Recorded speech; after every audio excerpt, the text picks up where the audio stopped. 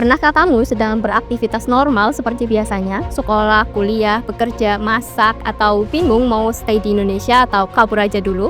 Terus tiba-tiba mikir, Lapindo, apa kabar ya? Bulan Mei tahun ini, bencana Lapindo genap berusia 19 tahun. Ibarat manusia udah bisa masuk kuliah semester 2 atau 3 nih. Lagi kritis-kritisnya, baik secara ideologi dengan demo turun ke jalan, maupun kondisi kritis soal perut, kritis mau pilih makan ayam geprek atau masak mie lagi. Sedikit kilas balik, peristiwa yang sudah ditetapkan menjadi bencana nasional dari tahun 2006 ini disinyalir terjadi karena adanya kesalahan prosedur pengeboran migas yang dilakukan oleh PT Lapindo Brantas. Tragedi ini pun akhirnya berdampak pada ribuan masyarakat yang menjadi korban dan harus meninggalkan rumah mereka. Belum lagi dampak kerusakan alam seperti tercemarnya sumber air, tersumbatnya saluran irigasi, rusaknya fasilitas umum, tanah amblas, munculnya semburan lumpur baru, sampai semburan gas beracun yang bisa mengancam kesehatan masyarakat sekitar. Dan itu semua masih dirasakan hingga kini oleh masyarakat Sidoarjo, Jawa Timur. Siapa pihak yang bertanggung jawab? Sebagian menilai seharusnya pihak PT Lapindo Brantas yang mengganti rugi. Ada juga yang bilang ini tidak lepas dari tanggung jawab pemerintah Indonesia. Yang jelas, beberapa warga mengaku hingga kini belum merasakan ganti rugi dalam bentuk apapun. Jadi, di kesempatan kali ini kita akan bahas mengenai mengapa tragedi lumpur Lapindo masih terjadi selama hampir 2 dekade. Siapa yang pantas untuk bertanggung jawab? Apakah benar ramalan Jayabaya yang mengatakan bahwa Pulau Jawa akan tenggelam atau terbelah menjadi 2, mengingat bencana lumpur Lapindo yang tak kunjung usai? Dan terakhir, bagaimana seharusnya tragedi ini bisa dicegah melalui pendekatan etnoekologi? Tanpa berlama-lama, mari kita bahas.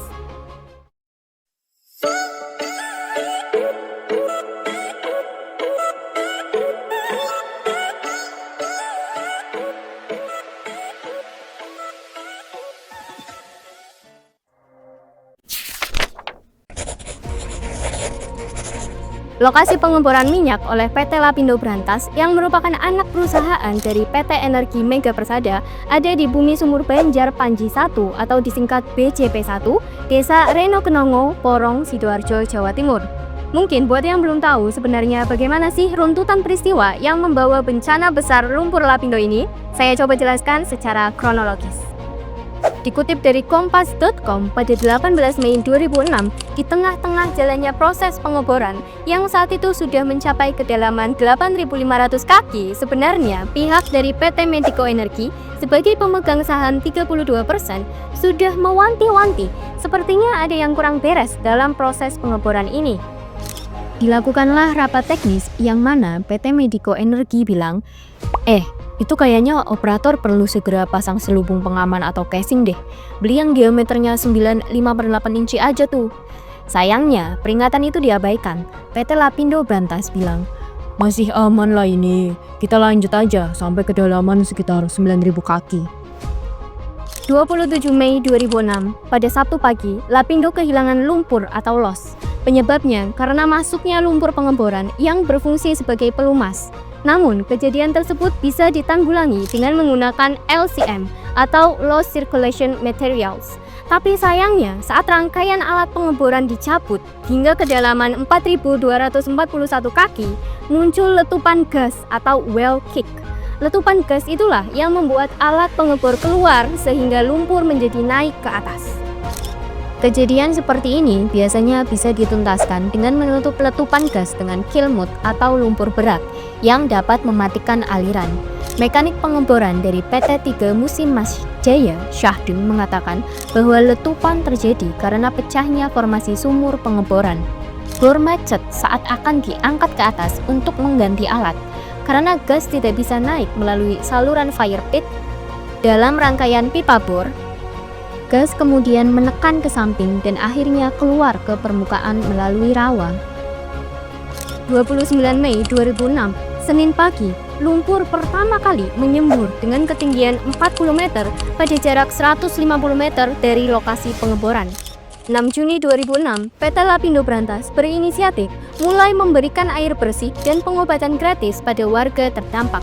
7 Juni 2006, sebanyak 200 personel aparat gabungan dari kantor kepolisian resort dan komando distrik militer Sidoarjo membangun 4 pos keamanan dan mulai membangun tanggul untuk mengantisipasi melubernya lumpur panas.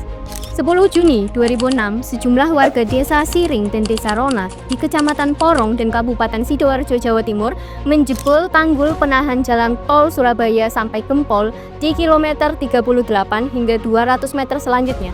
Hal itu mereka lakukan karena khawatir semburan lumpur yang mencapai 5.000 meter kubik per hari bakal menenggelamkan desa mereka. Agustus 2006, warga dievakuasi sebanyak 25.000 jiwa mengungsi.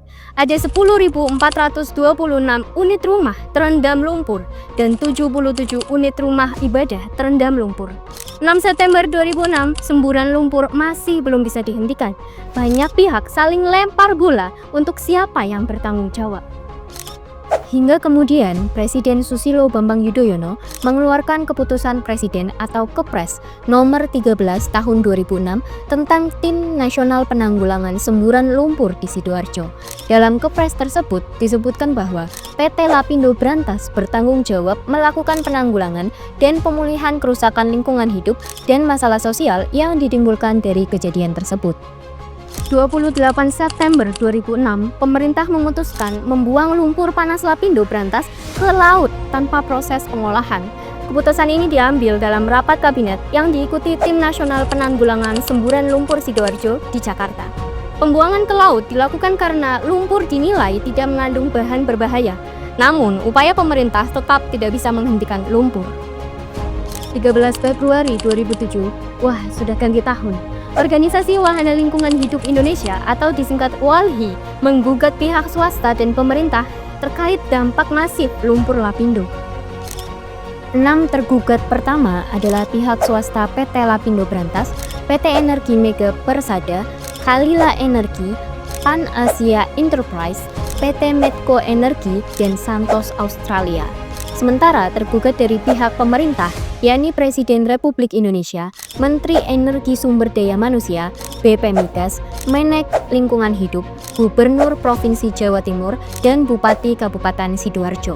Dalam gugatan WALHI menuntut pengadilan untuk segera memerintahkan Menteri ESDM memanggil seluruh tergugat untuk segera mengalokasikan anggaran dan sumber daya untuk menghentikan semburan lumpur serta menjaminkan aset-asetnya sebagai pertanggungjawaban.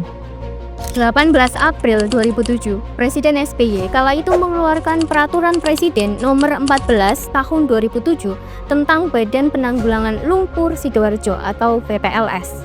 Agustus 2009, wah sudah lompat 2 tahun ya ternyata, Kepolisian Daerah Jawa Timur pernah menetapkan 13 tersangka, diantaranya yakni dari pihak PT Energi Mega Persada Tbk, PT Medisi Citra Nusa, PT 3 Musim Mas Jaya, dan Lapindo Brantas. Namun, penyidikan tersebut dihentikan pada Agustus 2009. September 2009, sidang paripurna DPR dan putusan Mahkamah Agung menegaskan bahwa penyebab semburan Lapindo ialah faktor bencana alam, sehingga tidak ada yang bisa dipidanakan dalam tragedi ini. 23 September 2009, Presiden SBY menerbitkan Peraturan Presiden Nomor 48 Tahun 2008 tentang sumber dana APBN untuk memberikan ganti rugi kepada warga desa terdampak lumpur Lapindo.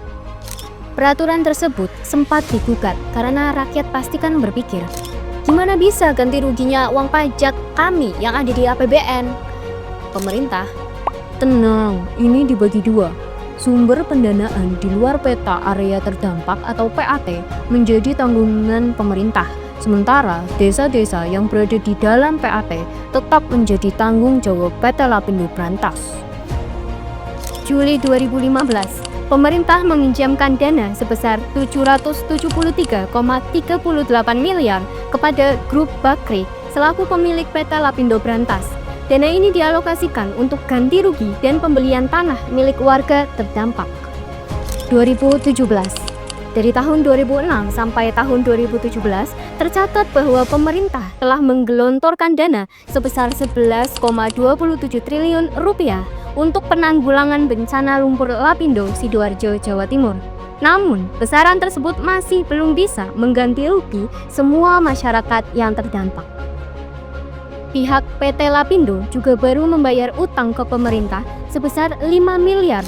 Padahal Badan Pemeriksa Keuangan atau BPK mencatat Lapindo Brantas dan PT Minarak Lapindo Jaya harus mengembalikan uang negara sebesar 1,91 triliun rupiah. Sudah hampir 20 tahun tragedi lumpur Lapindo terjadi dan belum juga menunjukkan tanda-tanda semburan yang muncul mereda.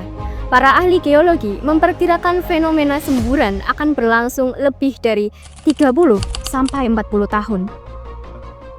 Karena bencana nasional ini tak kunjung selesai, tidak sedikit masyarakat yang berspekulasi dan mengaitkan tragedi lumpur Lapindo dengan ramalan Jayabaya yang akan terjadi. Seperti yang sudah pernah saya bahas di video sebelumnya, ramalan Jayabaya yang ada ratusan itu meliputi kondisi sosial, politik, sampai bencana alam yang diramalkan akan terjadi di Indonesia, khususnya di Pulau Jawa. Kalau kamu penasaran mengenai ramalan Jayabaya, siapa pencetusnya, bagaimana bisa akan terjadi di Indonesia, sampai kebenaran dan keraguannya, silahkan tonton penjelasannya video yang ini. Kami sudah sematkan link di deskripsi ya. Sebelumnya, banyak yang menduga Pulau Jawa akan terbelah ketika Gunung Slamet yang ada di Banyumas, Jawa Tengah meletus. Lalu ada juga yang memperkirakan hal itu akan terjadi jika Gunung Merapi yang ada di Klaten, Yogyakarta meletus. Ramalan dibalas dengan ramalan ya jadinya. Tapi, semua belum terbukti kebenarannya. Namun, kalau melihat kenyataan yang ada, tanda-tanda yang paling nyata bahwa Pulau Jawa akan terbelah dua berawal dari Sidoarjo. Sudah 18 tahun 9 bulan, entah sudah berapa ton kubik lumpur yang mengalir, yang artinya terjadi kekosongan dalam perut bumi akibat isinya yang berupa lumpur terus dikeluarkan. Tanpa penanganan super serius, tentu sangat mungkin akan terjadi patahan bila hal ini terus berlangsung. Hingga akhirnya Pulau Jawa akan terbelah yang dipisahkan oleh genangan lumpur panas dari perut bumi. Jadi, apakah ramalan Jayabaya akan menjadi nyata? Gimana menurutmu? Tulis komentarmu di bawah ya. Namanya ramalan ya ramalan, bisa jadi terjadi atau sebaliknya. Yang pasti nyata sudah terjadi adalah para korban masyarakat yang terdampak tragedi besar ini. Berdasarkan artikel Liputan 6 tahun 2022, area yang tergenang lumpur panas dari pengeboran PT Lapindo Brantas di Sidoarjo, Jawa Timur terus meluas. Setidaknya, lumpur menggenangi 16 desa di 3 kecamatan. Terbaru, menurut artikel VOA tahun 2024, bukan hanya 16 tapi 19 desa yang terdampak. Sekitar 30 pabrik yang tergenang terpaksa menghentikan aktivitas produksi dan merumahkan ribuan tenaga kerja. Tercatat, 1.873 orang tenaga kerja yang terkena dampak lumpur ini. Tak kurang 600 hektar lahan terendam. Rumah atau tempat tinggal yang rusak akibat diterjang lumpur dan rusak sebanyak 1.683 unit. Rinciannya, tempat tinggal 1.810. Di Siring ada 142, Jatirejo 480, Reno Kenongo 428, Kedung Bendo 590, Besuki 120. Sekolah ada 18, 7 diantaranya merupakan sekolah negeri. Kantor ada 2, Kantor Koramil dan Kelurahan Jatirejo. Pabrik ada 15, masjid dan musola sebanyak 15 unit. Selain kerugian material, seperti kehilangan lapangan pekerjaan, warga juga terancam secara kesehatannya. Penelitian yang dilakukan oleh Wahana Lingkungan Hidup Indonesia atau WALHI di Jawa Timur sebelumnya menemukan adanya temuan timbal dan kadmium melampaui baku mutu pada 20 titik sampling sumur dan air irigasi warga yang tinggal di sekitar area luapan lumpur. Hasil pengecekan kualitas udara pada 2016 hingga Mei 2024 dengan melihat indikator sulfur, hidrogen sulfida, dan klorin membenarkan dugaan awal mengenai kualitas udara di kawasan sekitar tanggul lumpur yang buruk. staf pengajar Departemen Anatomi dan Departemen Ilmu Kesehatan Masyarakat Universitas Surabaya, Adimas Setio Wicaksono, mengatakan paparan terhadap kandungan logam berat dan amonia dapat menyebabkan penyakit ISPA serta menimbulkan risiko penyakit kanker untuk jangka panjang. Dengan kondisi ekonomi yang seadanya, selain berjuang memenuhi kehidupan sehari-hari, warga juga ternyata harus memperjuangkan kesehatannya. Ada 7 berkas. Di dalam Bapak juga punya? Iya, tanah tambang ini. Oh. Iya. Ini datanya. Tanah ya kalau di dalam ya, bukan? Tanah ya, tanah tambang ya. Ada Tanah tambang. bangunannya. Dari semua paparan penderitaan masyarakat tadi, apa nggak ada upaya pemerintah dan pihak PT Lapindo Brantas dalam mengganti rugi korban yang terdampak? Jelas ada. Apakah setelah sekian lama sudah terbayar lunas? Jelas belum. Seperti yang saya jelaskan dalam kronologi tragedi lumpur Lapindo, hasil akhir keputusan Mahkamah Konstitusi menetapkan bahwa PT Lapindo Brantas bersama pemerintah harus bertanggung jawab dalam ganti rugi korban yang terdampak sebesar 3,8 triliun. Yang pada kenyataannya, dana segitu tidak cukup mengingat semburan lumpur panas ini terus meluas. Tercatat sampai 2017, pemerintah menggelontorkan dana untuk menalangi ganti rugi PT Lapindo kepada korban sebesar 11,27.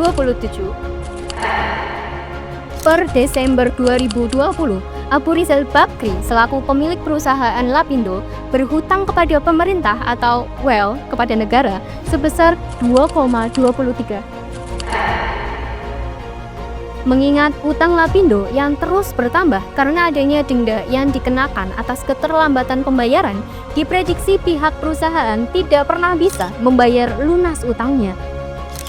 Opsi lain yang ditawarkan di samping ganti rugi adalah dengan disulapnya kawasan semburan lumpur menjadi objek wisata. Wisata geologi ini tidak dikelola oleh Dinas Pariwisata atau pemerintah, melainkan langsung dikembangkan oleh warga sekitar. Karena dibangun secara guyup oleh warga, maka wisata ini sangat sederhana dan tentu tidak banyak bisa mengganti kerugian material dan non-material.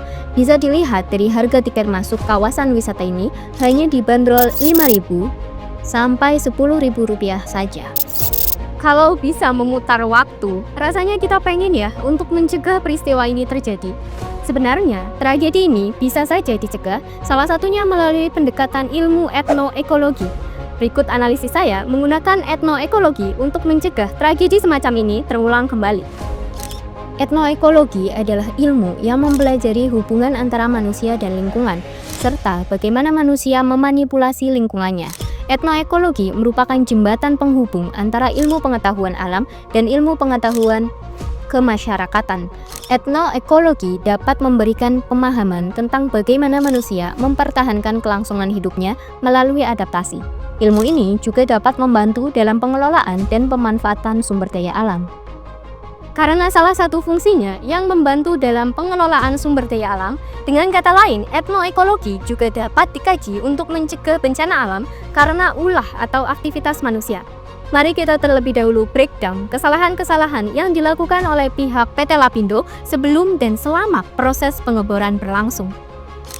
Menurut Pusat Pengendalian Lumpur Sidoarjo, Kementerian PUPR, lumpur Lapindo adalah salah satu fenomena gunung lumpur atau mud volcano yang juga banyak dijumpai di bagian utara Pulau Jawa yang terbentuk di zona Kendeng bagian timur. Gunung lumpur lainnya baik yang aktif maupun mati di Jawa Timur, diantaranya adalah Porong, Karanganyar, Somolowaru, Pulungan, dan Sedati di Sidoarjo. Gunung lumpur adalah fenomena keluarnya atau erupsi material lumpur dari dalam perut bumi akibat didorong oleh tekanan, umumnya gas. Lumpur Sidoarjo secara geologi terletak pada cekungan sedimen belakang busur vulkanik atau back arch basin, namun masih relatif dekat dengan deretan gunung api seperti Gunung Penanggungan dan Gunung Arjuno Welirang. Selain itu, lokasi keluarnya penyebab lumpur Sidoarjo juga berada di dalam kelurusan sistem sesar Watu Kosek yang mengarah ke barat daya sampai timur laut. Pihak Lapindo Brantas sendiri punya dua teori soal asal semburan. Pertama, semburan lumpur berhubungan dengan kesalahan prosedur dalam kegiatan pengeboran. Kedua, semburan lumpur dikaitkan dengan gempa bumi di Yogyakarta yang terjadi 2 hari sebelum munculnya semburan. Hal ini sempat dibahas di AAPG 2008 International Conference and Exhibition dilaksanakan di Cape Town International Conference Center, Afrika Selatan pada tahun 2008 silam. Hasil akhirnya, 42 ahli geologi menyimpulkan PT Lapindo Brantas melakukan kesalahan prosedur pengeboran sehingga mengakibatkan munculnya lumpur ke permukaan. Dikutip dari Rudi Hilmanto dalam bukunya yang berjudul Etnoekologi, pendekatan kajian dalam bidang etnoekologi ada 4, yaitu pendekatan keruangan, pendekatan ekologi, pendekatan sejarah, dan pendekatan sistem. Jika saja sebelum melakukan pengeboran, pihak PT Lapindo yang pertama bisa menggunakan pendekatan keruangan atau spatial approach, yang mana dalam pendekatan ini mengedepankan prinsip-prinsip penyebaran, interrelasi, dan deskripsi.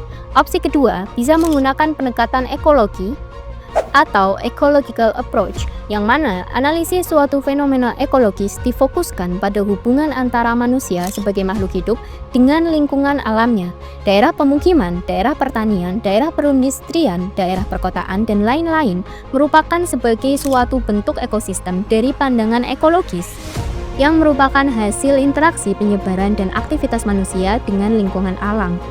Ilmu etnoekologi yang mengedepankan pendekatan aktivitas manusia diarahkan pada aktivitas manusia yang dilakukannya dengan pertanyaan utama, bagaimana kegiatan manusia atau penduduk di suatu daerah atau wilayah yang bersangkutan.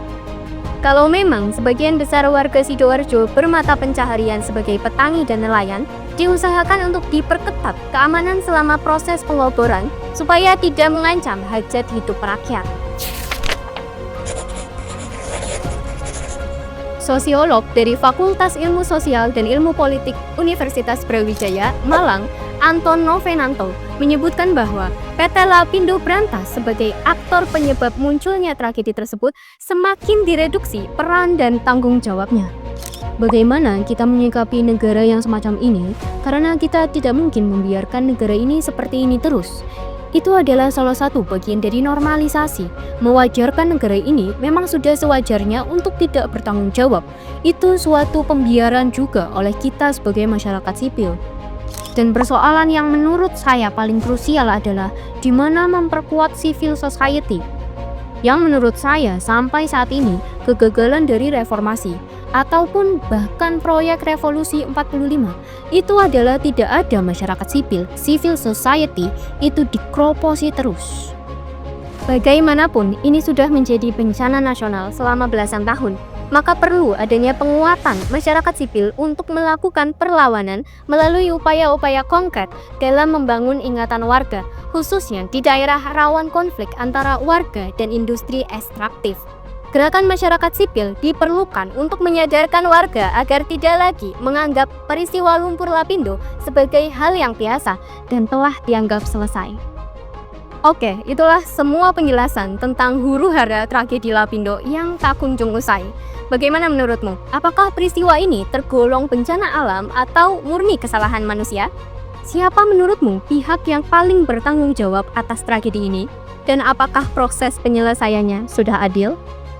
Atau kamu ada pada pendirian gak perlu tunjuk sana-sini siapa yang salah? Karena ini waktunya kita untuk terus saling membantu dan bersolidaritas antar sesama warga Indonesia. Saya ingin tahu semua pendapatmu, jadi tulis komentarmu di bawah ya. Jangan lupa like, subscribe, komen, dan share video ini supaya kami lebih semangat untuk bikin video seperti ini lagi. Terima kasih, sampai jumpa. Bye.